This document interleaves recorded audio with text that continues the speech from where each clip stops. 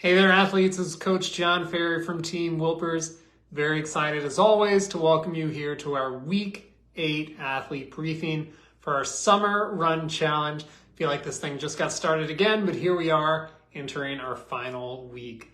So as always, let's start with our Week 7 review. So this is our biggest week of this training cycle, of this 8-week build. So big workouts across threshold, VO2 max, kind of keeping up our longest long run here. So nice job just making it thus far. So we started off with our threshold run, 8 plus 8 plus 10 minutes equal 26 minutes of total time at zone. Obviously we've worked up to this, so hopefully starting to feel very comfortable. We're continuing to work on holding that endurance race pace for a longer and longer period of time. This is an excellent representation of what a real mid-season, peak season threshold workout looks like. We start repeating these in blocks. This is our first key run of the week, our threshold workout. Second key workout of the week, for multiple reasons, our VO2 max workout. So this was our test prep workout for this week. Those 2 5-minute blocks added on with a third, which I think I mentioned last week. It's really part of a very extended warm-up for the workout. Those 2 big 5-minute blocks hopefully really set the stage for that 20-minute distance test, which we'll be talking about here very soon. And we're finishing up with our endurance run, so hopefully this is a real treat after those tough workouts to start the week. I'm sure a lot of people have that coming up here in the couple days to follow over the weekend. So hopefully enjoy that nice, easy endurance run. A little bit of housekeeping as always. Make sure to keep going into that portal, checking the box, saying that you completed the workout.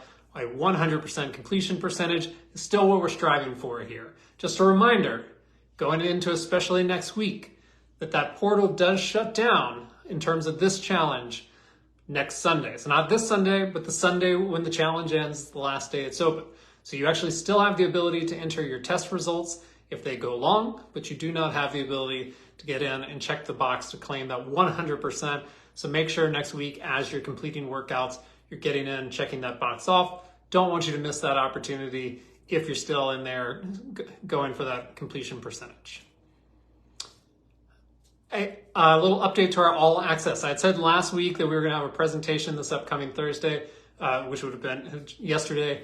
Due to a last-minute scheduling conflict, that ended up having to be pushed back to next Thursday. So we will this upcoming Thursday at 4 p.m. I'll be joined by Coach Emmy Aguilard, who is a Team Wilpers coach, doctor of physical therapy, and now published author of her book here, Run Healthy. So we'll have coach and author Emmy here next Thursday at 4 o'clock on our All Access YouTube link. So that will be coming out via email invitation this upcoming week early, as well as I'll post a post at the top part of next week to start to gather questions. So keep an eye out for that. Other little bit of challenge news as we come to the conclusion of our summer challenge is that the end of summer challenge will start August 14th. This will be both running and cycling will start once again at the same time. And this time, both of these challenges will be 6-week challenges, looking to kind of move off of the summer training towards the fall. So that end of summer challenge will start August 14th, which will be 2 weeks after the conclusion of this challenge. Strength pairings will once again be available, but this time they'll be designed by Team Wilpers coach, Ava Fagan. Ava is also the Assistant Director of Sports Performance at Cleveland State University, as well as being our strength coach here at Team Wilpers. This challenge, once again, will be designed to be able to do at home with just the use of light, medium, and heavy dumbbells. And of course, will supplement your running and cycling training.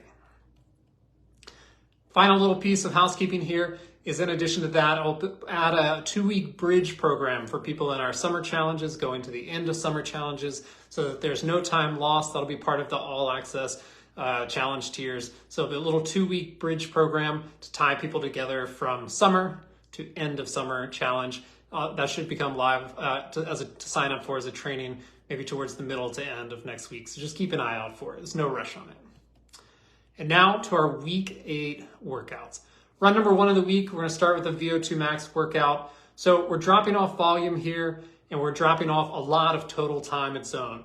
Well, the reason we're keeping these kind of short, hard 1-minute intervals, so we want to stay as fresh as possible coming into the workout. So when you think about finishing this VO2 max workout of this week, moving into the weekend where you've got the long run, it's almost 10 days until you're ready to get back at test time. So we don't want 10 days with exclusively easy running. So we're coming in the top of the week with a short, hard workout just to kind of keep it in your body and to keep fresh. So don't overrun it, as we've talked about over the last many weeks.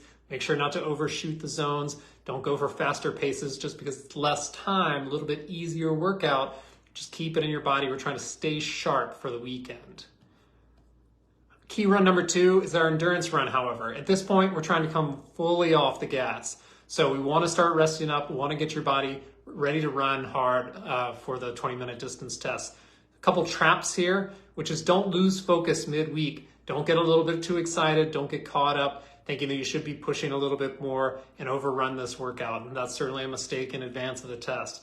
Don't get too far behind schedule and push your VO2 max workout back.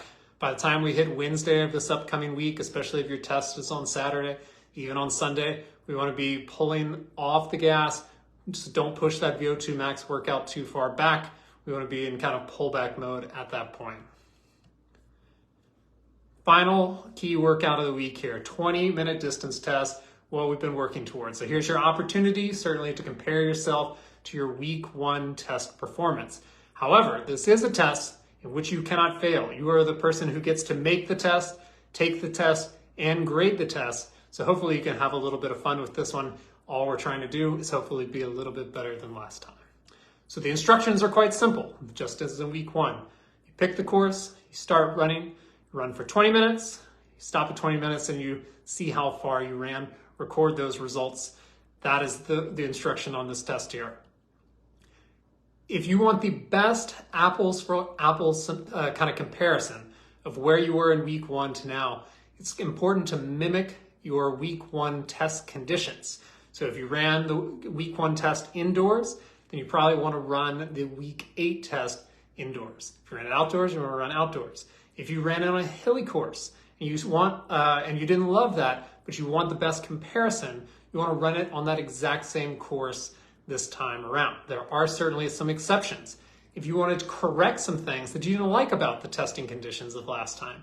So if you tested indoors, but realize you really like to do all your workouts outdoors and you prefer your pace ranges to be more appropriate for that, it's okay to test outdoors. You're going to walk away with new paces that are more appropriate for that kind of working out. It won't be, once again, an exact comparison to your indoor test, but you will certainly walk away with kind of updated paces and guidance for new workouts.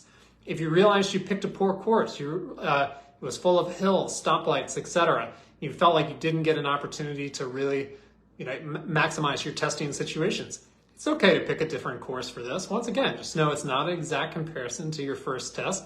That's okay. Not always do we have to be comparing back. This could be an opportunity to find new paces that you take forward.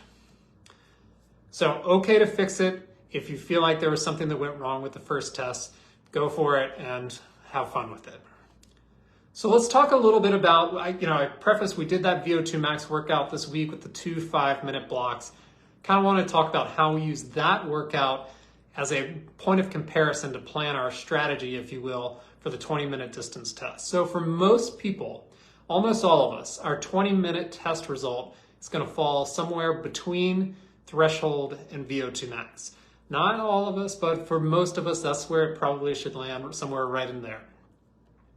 So how do you pick the pace to start out? And really, which ultimately, how do you pick the pace, which is your goal pace for the whole 20-minute test? Well, you got to use the training that we've been doing. We've been extending these VO2 max intervals a little bit longer. In this past week, you had those 2 5-minute blocks. So how are they going? Are they going great? If they're going really great, you probably want to pick something that's a high percentage of that window in between threshold and VO2 max, much closer to VO2 max. If you're really struggling with those, you want to pick something that's probably a lot closer to threshold, at least for your starting point, and maybe plan it as a negative split strategy over the course of the race. So just think of it. If you've been struggling really hard with those VO2 max intervals at 3, 4, 5 minutes, it's almost impossible to conceive of holding that pace for 20 minutes. So you're going to want to be a little bit closer to threshold. If you've been really excelling, really crushing them, Once again, don't go all the way to VO2 max. VO2 max is probably something you can hold about 11 minutes in total duration if it's your actual VO2 max. So it doesn't mean that your VO2 max pace is your actual VO2 max, especially anymore. But you might want to start right under, somewhere around 97% of that current VO2 max, and then see if you can't push a little bit forward from there. Now, we did the two VO2, most of us did the 2 VO2 max intervals this week. I would actually use the body feel of that second VO2 max interval to do a lot of your comparisons. We were very warmed up at that point. You kind of had one shot at it. How did the second one feel? Was that one great? Was that one a real struggle? Take that into account when you're making your plans. Now, this is not the only data point we have. We're able to get it much more specific. And that other data point we have is the result of your last distance test. So it's very, very likely, I talked about we're probably somewhere between threshold and VO2 max, that result of your previous 20-minute distance test is going to be right in there, a little bit faster than threshold, a little bit slower than VO2 max. And now you can look at the result of that previous test in combination with the pace in which you've been running that VO2 max distance test. And it's going to become a much smaller window for you to really kind of pick and choose your starting pace. The reason I am talking so much about finding this particular starting pace is the best strategy typically in these things is an almost even pacing.